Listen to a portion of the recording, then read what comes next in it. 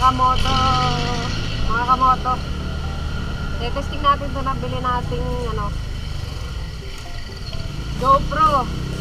Sa wakas, nagkaroon na tayo ng pang motovlog natin na camera. Kahit GoPro Hero 4 lang to, pero ang ganda niya eh, solid. Tinry ko na siya kagabi, pero try natin ngayon para maliwanag. Kasi yung gabi-kagabi, tinry ko siya. Maganda. Kita rin yung paligid. Hindi siya maganda yung quality. Kaya basta try natin ngayon. Maliwanag. Siguro masalong maganda to.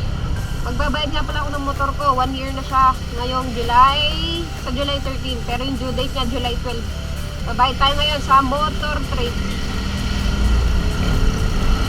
Yun, medyo late na.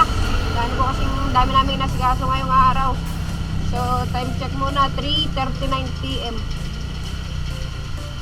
Hapon na tayo magbabayad. Dami kasi ginawa nung umaga. Nag-ayos pa rin sa sakyan, mga moto. Yan, medyo traffic na kasi nga rush hour na. Due date ngayon, di pwedeng di tayo makakabayad. 1 year na nga pala yung Honda Click V3 natin sa July 13, bukas. Makapag-change oil na rin tayo. 3,000 kilometers na pala bago tayo mag-change oil, mga kamoto.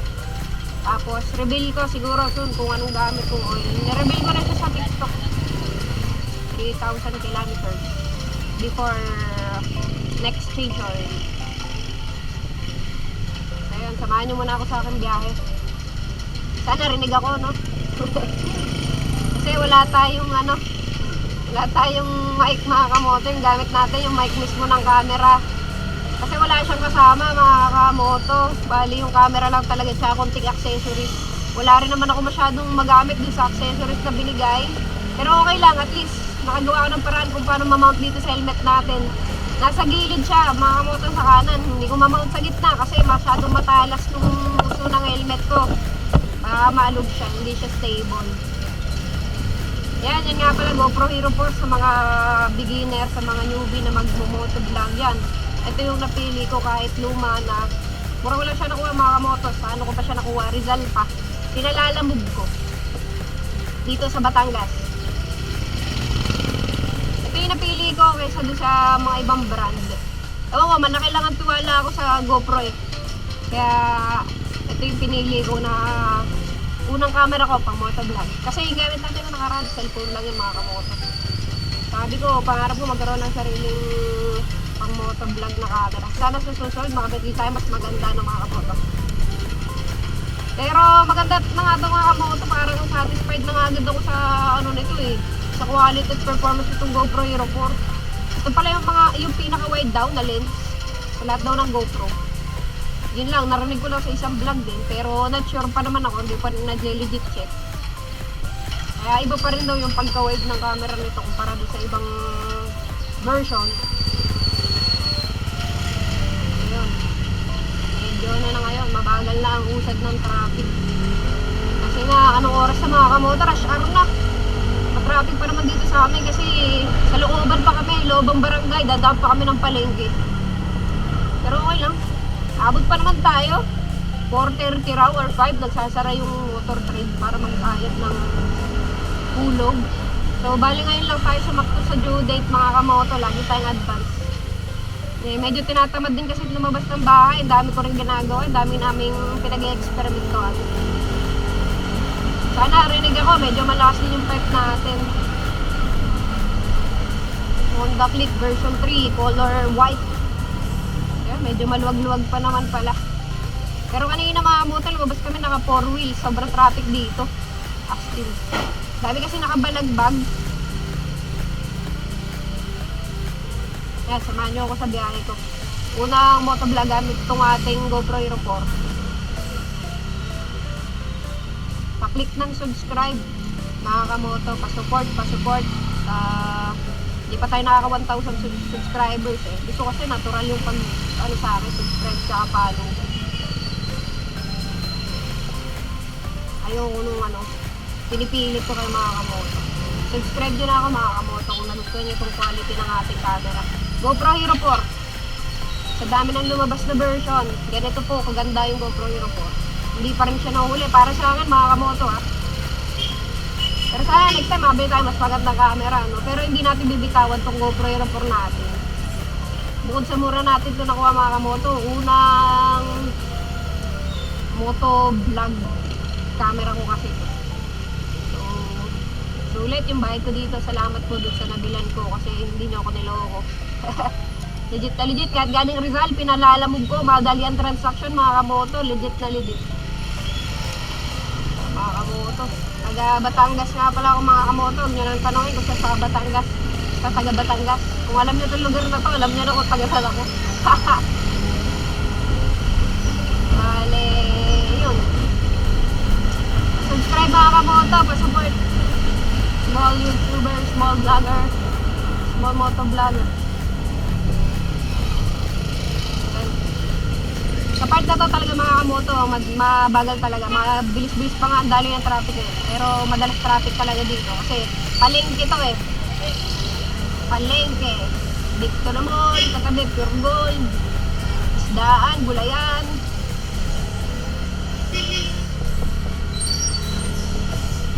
Sana okay yung pwesto ng camera ko mga kamoto. Hindi ko pa rin talaga mamount ng ayos eh.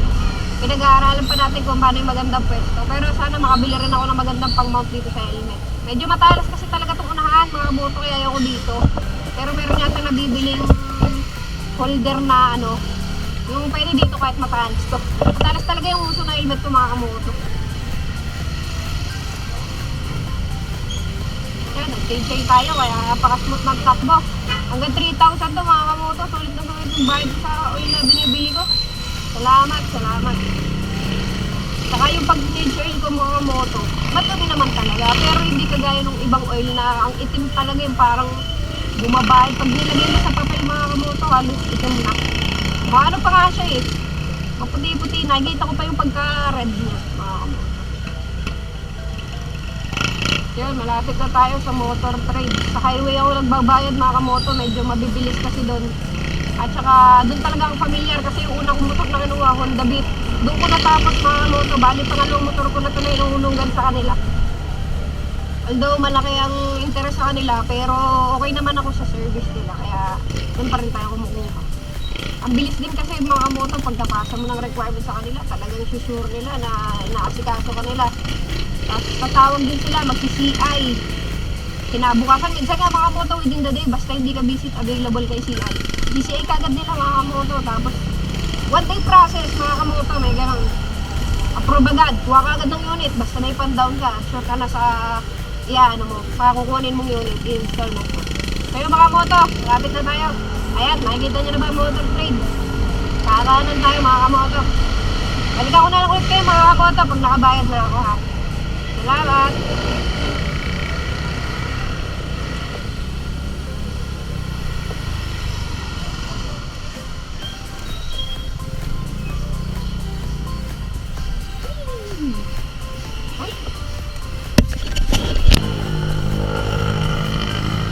Bayad na tayo mga kamoto. Bali, kakain muna kami. Hanap kami ng kainan doon sa may Walter Mart. Sa likod. Nabot na kami ng gutom. Dami nangyari. Kaya, kahit na umuwi, kakain na muna kami. Wala pa rin kasi kami luto sa bahay. Yan, namiss ko magmotor ng click. Namiss ko gamitin yung click ko. Kasi yung ginagamit ko nung makaraan, yung declutch ko kasi nagpa-practice ako ng mga kamoto para pagka bumili ako ng brand new na declutch, kapang-kapa ako na hindi ko ba masira agad. Second hand lang yun, nabili ko na declutch mga kamoto, practice. At saka sana magka-budget tayo pang set up.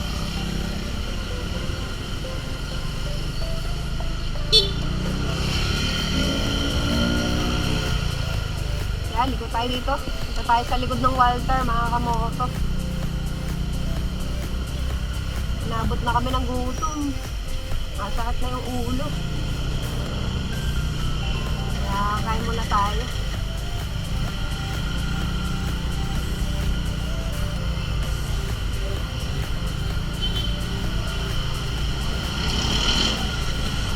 Na-check ka naman mga mga moto, nagpe-play kanina yung camera. Problema kasi dito, sa SD card siguro yun ang mga moto. Pagka nasa camera, kagaya kagabi, kompleto, 30 minutes yung ano ko, 29 plus minutes yung video ko. Pero pagdating sa cellphone ko, 17 lang, naputol. Siguro sa SD card ko yun kasi bumumura ko lang dito nabili yung SD card ko. Sa online ko lang nabili. Pero at least, di ba, nakakakuha ng mga ng video. Yun namang mahalaga muna sa akin sa ngayon. Kasi first time natin. Hindi, may aling maliit pa ba dyan sa dulo? Ikot na lang tayo mga kamoto. Ang init dito. Doon tayo mag-park sa kabila. May initan ng ating upuan. Mabalisaw-saw pa tayo. Charot. Hindi, para kita rin natin yung motor natin. Oh, ano yun? Bakit kasunod slide?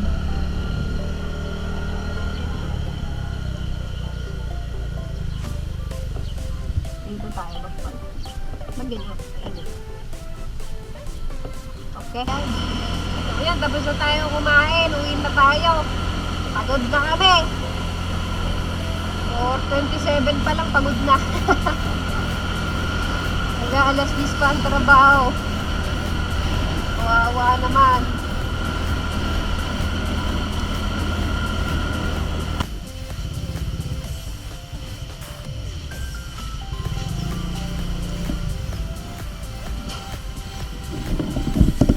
Oh, sige.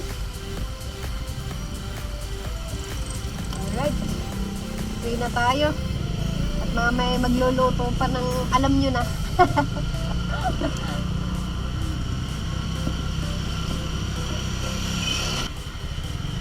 Pauwi na tayo. Naka 1 year na tayo ng pagbabayad. 3 years guys yung aking installment. Yun lang kinaya ng budget that time. Tsaka yun lang talaga kaya ng budget monthly. Monthly ko kasi guys, 3.6 plus. 3.6 plus. Nag-down lang ako ng 10,000 doon. Tapos 3.6 plus. Tapos may 3 years registro na rin siya kasama. Nung nabili ko. Okay na rin naman. Yun lang, mabigat talaga sa hulog guys. Monthly, mabigat. Pero mura pa nga yun eh. Kasi kung nag 2 years ako, siguro 5,000 a month. Eh, hindi ko kaya guys yun, sabay-sabay. Hindi kaya sabayan ng luho ko. Baka hindi natin kanakayanin, mabatak pa si Click. Nakatapos na tayo guys sa kanila ng Honda Beat. Ngayon naman Honda Click. Pa-upgrade. Sana pa-upgrade tayo ng pa-upgrade. No? Yung Beat natin guys, wala na yun. Benta ko na. Kasi that time, laging naulan. Nabagyo na yata nung that time guys, eh nakapasok ko sa trabaho. So, bumili ako ng 4 wheels.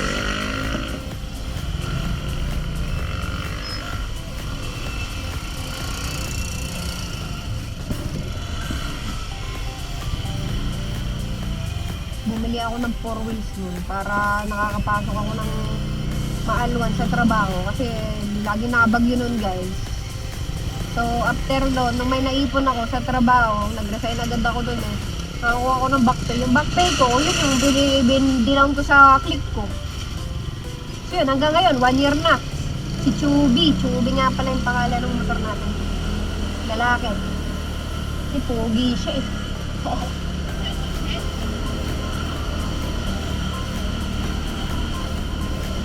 So yun guys, hanggang dito na lang muna tong vlog natin.